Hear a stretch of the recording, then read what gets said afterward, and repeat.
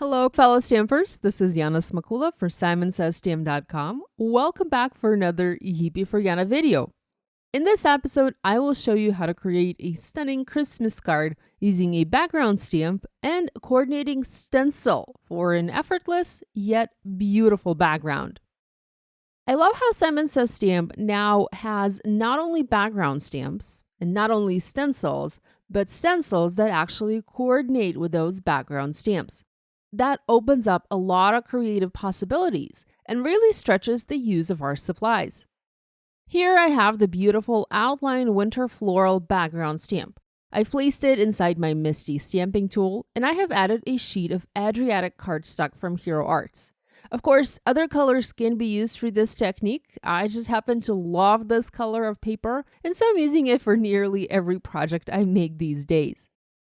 I've treated the paper with anti-static powder to help eliminate static and grease from the paper, and now I'm inking the stamp up using Simon's clear embossing ink.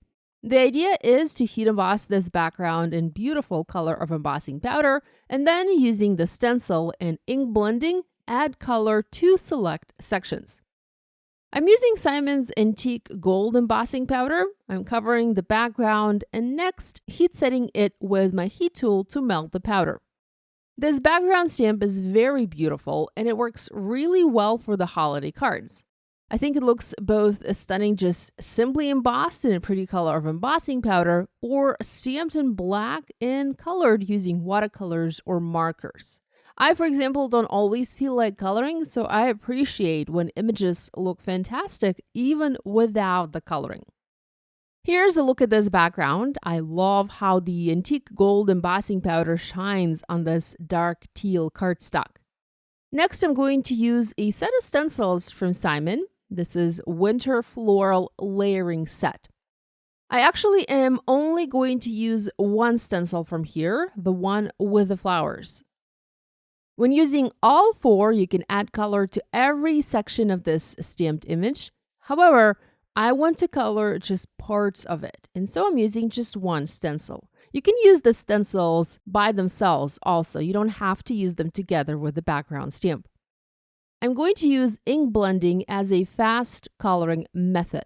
After positioning the stencil on the background and aligning it with the flower, I'm using my ink blending tool in dark blue ink to add shading and color to the flowers.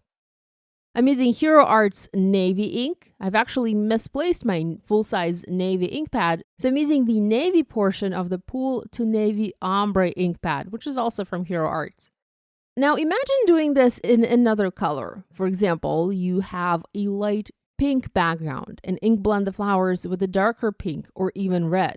Or you can use white cardstock for your base and color every section using various colors of ink. The set of stencils easily allows you to do that. And of course, you can always color the background using traditional mediums, skipping using the stencils.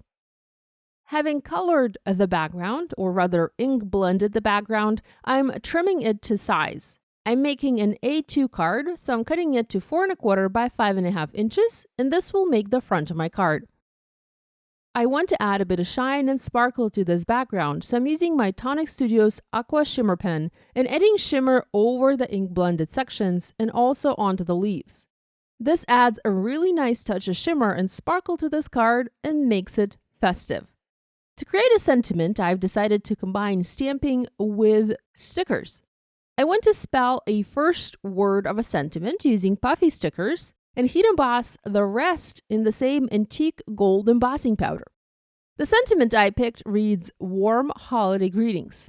I'm going to heat emboss Holiday Greetings and it will add warm using letter stickers. This sentiment comes from the Tiny Words Christmas stamp set. I have positioned the stamp on my clear block and I've used the grid lines of the block to align the stamp, being mindful that I'm not using the word warm. I could have masked it or I could have cut it off, but it was just easier to simply ignore it, if you will. Next, I'm inking the stamp up like so. I'm placing the stamp on the ink pad, but making sure not to ink up the word warm. And then I'm stamping this onto the paper. This is Simon's Fog cardstock. I've stamped it. I made sure it was centered on the panel. again disregarding the first word, and now I'm covering everything with antique gold embossing powder and heat setting it with my heat tool. Now I can add the word warm using stickers. These puffy stickers are amazing. I really love the gold foil finish on these. They were included in one of Simon's recent card kits, but they are also available separately in the Simon's store. I trimmed this panel down slightly and next adhered it onto a piece of mirror cardstock from Tim Holtz to give it a bit of a frame. Now, this paper was also included in one of the kits, but again, is available separately. It's very beautiful and works well for both fall and Christmas projects. Next, I'm adhering the background to A2 white top folding card base and going to use foam adhesive to foam mount the sentiment panel on top. There are many different placement options, and I have debated where to add the sentiment for a few minutes. I wanted to include this portion of the video to show you various options. I ended up placing it closer towards the bottom of the panel. Finally, I used gold confetti from Simon and scattered them around the card going diagonally from the top right to the bottom left corners. If you like to add additional accents, you can use a white pen, for example, to color the berries white or maybe red. Here's a test background I did where I added the white coloring. This background stamp and stencils are very versatile tools, and I look forward to using them again and again in my crafting. And I hope you do too. I hope you'll give this idea a try using these or other stamps and stencils from your stash. If you do, remember to share online and tag us on social media. We always love seeing what you guys are making. On the screen, there's a link to a playlist with all of my videos featuring Simon Says stamps. Subscribe now not to miss any new card making videos. Thanks for watching. I'll see you next week.